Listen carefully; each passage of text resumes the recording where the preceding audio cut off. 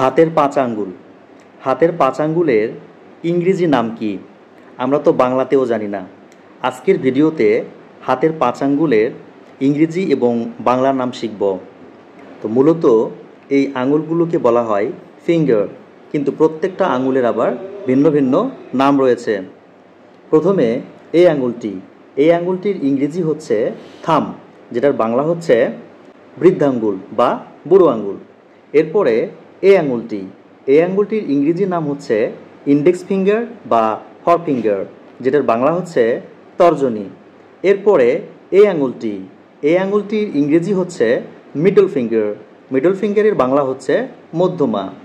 এরপরে এই আঙ্গুলটি, এই আঙ্গুলটির ইংরেজি হচ্ছে রিং ফিঙ্গার, যেটার বাংলা হচ্ছে অনামিকা। এরপরে সর্বশেষ এবং সবচেয়ে ছোট আঙ্গুল, এই আঙ্গুলটির ইংরেজি নাম হচ্ছে পিঙ্কি বা লিটল ফিঙ্গার, যেটার বাংলা হচ্ছে কনিষ্ঠ আঙ্গুল বা ছোট আঙ্গুল।